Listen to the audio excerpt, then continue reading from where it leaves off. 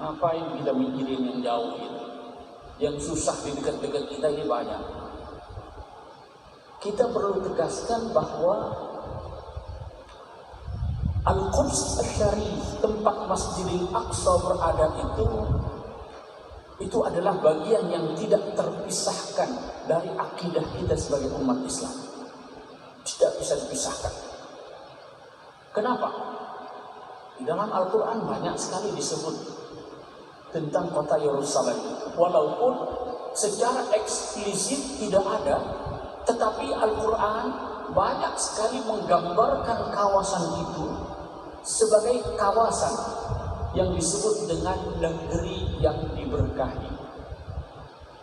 Lihat dalam surat Al-Isra, Subhanalladzi asra bi'abdihi laylan minal masjidil haram ilal masjidil aqsa alladzi barakna haulahu. Masjidil Aqsa itu jangan dikatakan masjid yang terjauh, itu adalah masjid yang ada di Palestina.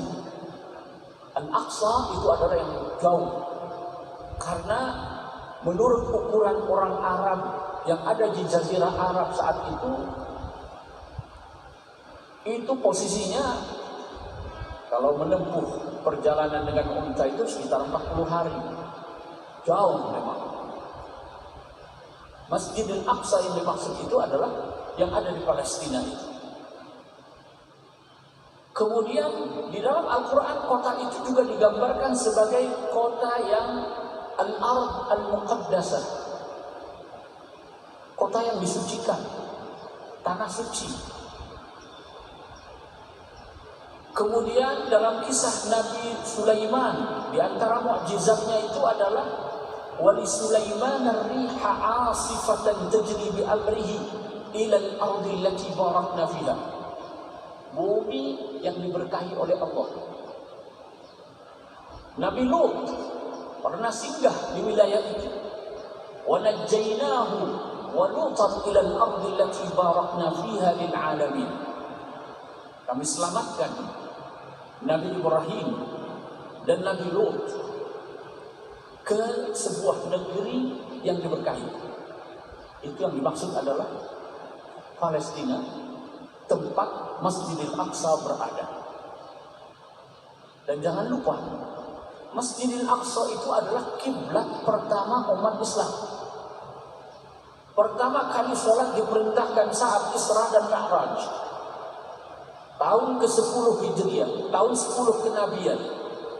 Sampai Nabi hijrah ke Madinah kira-kira 16-17 bulan, itu kiblatnya masih Masjidil Aqsa.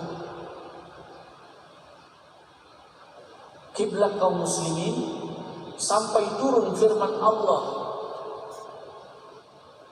"Qad nara taqalluba wajhika fis sama'i falanwalliyannaka qiblatan tardaha." Yang ada di permulaan juz yang kedua, itu kiblat kita adalah Masjidil Aqsa. Dan Masjidil Aqsa ini adalah masjid yang tertua, yang kedua dibangun setelah Masjidil Haram. Itu jaraknya, dalam salah satu hadis dikatakan jarak antara dibangunnya Masjidil Haram di kota Makkah dengan Masjidil Aqsa itu 40 tahun. Kalau Masjidil Haram itu memang dijanjikan sebagai rumah ibadah yang pertama dibangun di muka bumi ini. Inna awwala baitin wudi'a lin-nas lalladzi di Makkah, yang ada di Makkah itu. Para sahabat bertanya, yang kedua di mana wahai Rasulullah? Masjidil Aqsa. Berapa jarak antara keduanya? 40 tahun. Dan Masjidil Aqsa ini adalah salah satu dari 3 masjid yang sangat dianjurkan untuk dikunjungi oleh Rasulullah SAW. Masjidil Haram, Masjid Nabawi, Masjidil Aqsa. Jadi ini tidak bisa dipisahkan dari keyakinan kita, akidah kita sebagai umat Islam. Dan Masjidil Aqsa ini juga tidak bisa dipisahkan dari kehidupan Rasulullah SAW. Beliau pernah diperjalankan dalam Isra dan Mi'raj dari Makkah ke Masjidil Aqsa, dari Masjidil Aqsa ke Sidratil Muntaha dan seterusnya. Jadi tidak bisa dipisahkan dari keyakinan kita sebagai umat Islam. Oleh karena itu, sejak dulu kaum muslimin memberikan perhatian terhadap kota ini.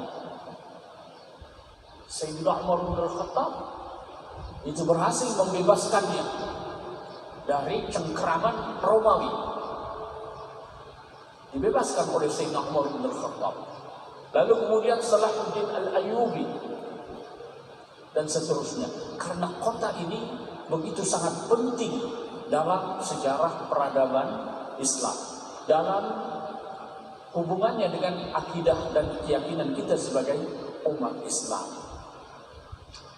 Itu yang kedua terkait dengan kedudukan Masjidil Aqsa dalam Al-Quran dan Sunnah.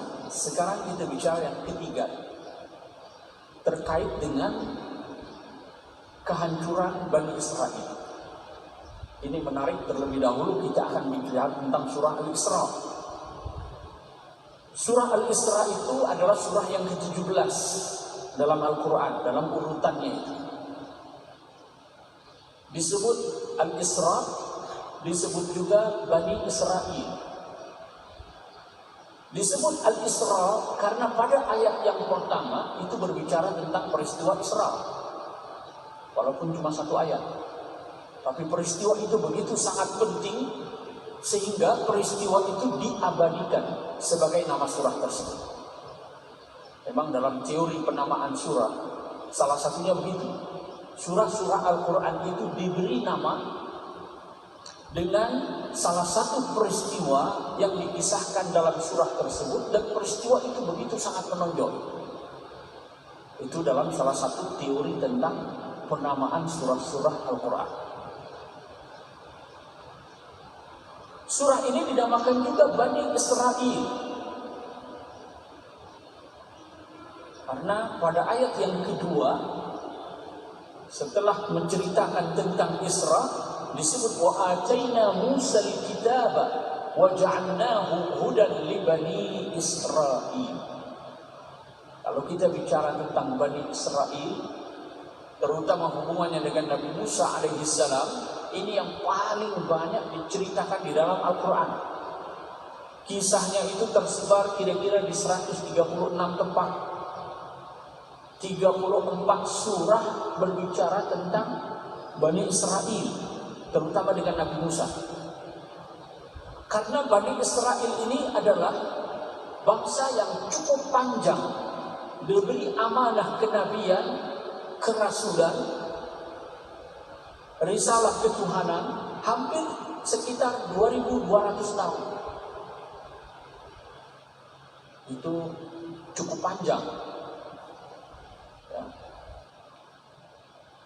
Tetapi apa yang terjadi? Yang terjadi adalah orang-orang Bani Israel itu menyelewengkan kitab suci, membunuh para nabi, menghalalkan yang haram, mengharamkan yang halal, dibolak-balik ajaran kitab suci. Mengapa saya katakan sekitar 2200? Karena bermula dari Nabi Yakub itu 1700 tahun sebelum Masehi.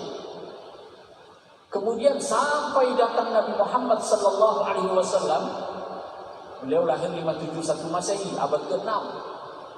6 tambah 16, ya kira-kira 2200-an tahun. Yang terjadi adalah itu tadi.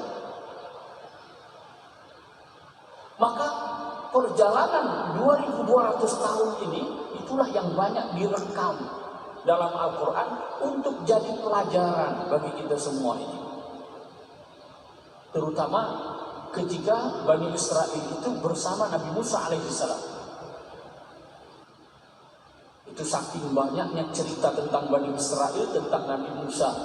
Sampai-sampai ada yang berkata, kadal Qur'anu an yakuna li Musa. Ini jangan-jangan Qurannya Nabi Musa ini, kitab suci Nabi Musa. Karena banyak sekali dikisahkan tentang Nabi Musa dan Bani Israel.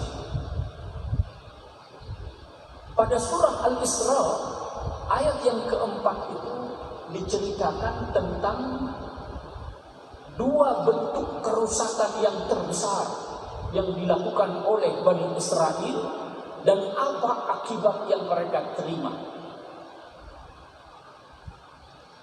Itu ayatnya bermula wa qadayna ila bani Israil fil kitab la tufsidunna fil ardi marratayn wa la ta'lunna 'uluwan kabira fa idza jaa'a wa'du ulahuma ba'athna 'alaykum 'ibadan lana uli ba'sin shadidin fajasu khilal ad-diyar wa kana wa'dan maf'ula, dan seterusnya. Maksudnya begini, pada ayat-ayat ini Allah Subhanahu wa taala menetapkan bahwa Bani Israel itu berbuat kerusakan di muka bumi ini dua kali. La tufsidunna fil ardi marratain. Sebenarnya kerusakan mereka banyak kali, tapi yang terbesar itu dua kali.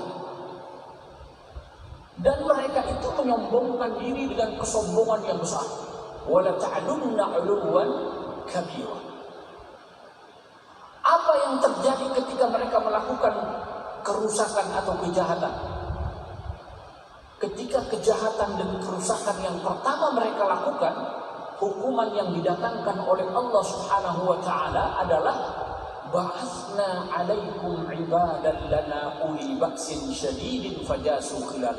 Allah kirim hamba-hambanya yang gagah perkasa lalu merajalela di kampung-kampung mereka, menyerang mereka, mengalahkan mereka, menghancurkan mereka. Habis. Itu ketika mereka melakukan kerusakan yang pertama.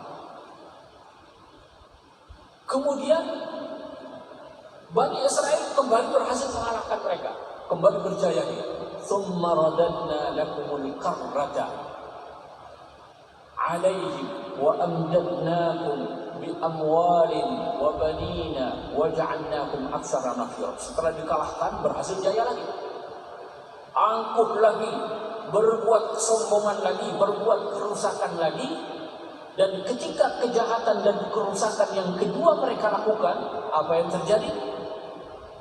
Allah kirimkan lagi fa idza jaa'a wa'dul akhirati liyasu'u wujuhakum waliyadkhulul masjida kama dakhaluhu awwala marrah waliyutabbiru ma'alau tatbira.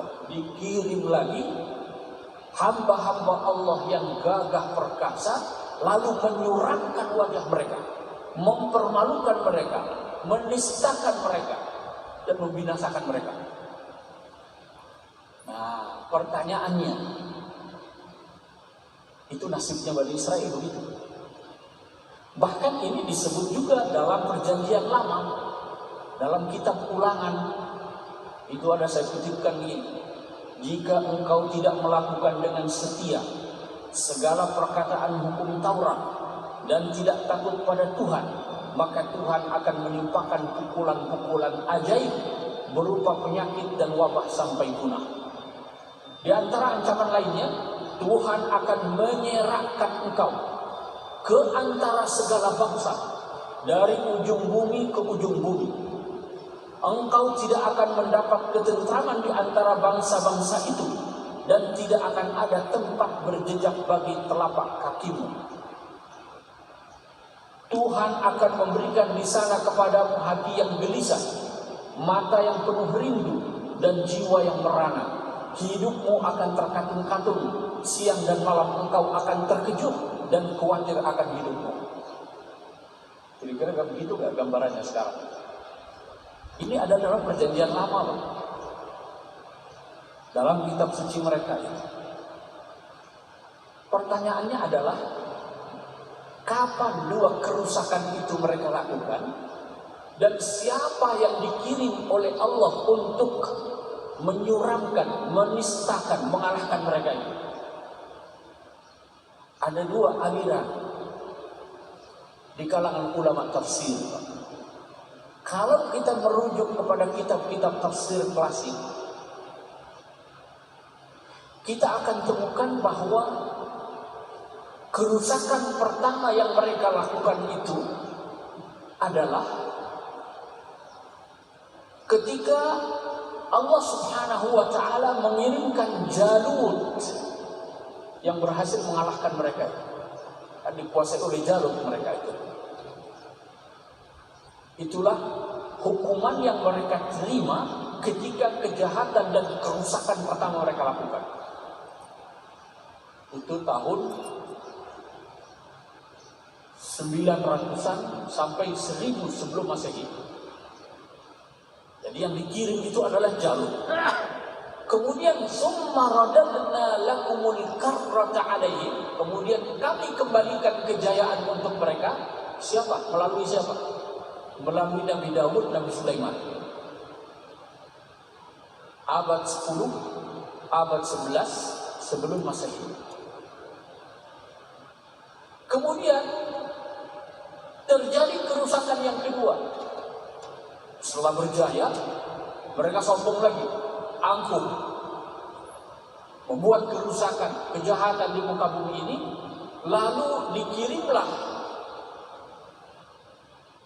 pasukan gagah perkasa yang mengalahkan mereka. Siapa itu?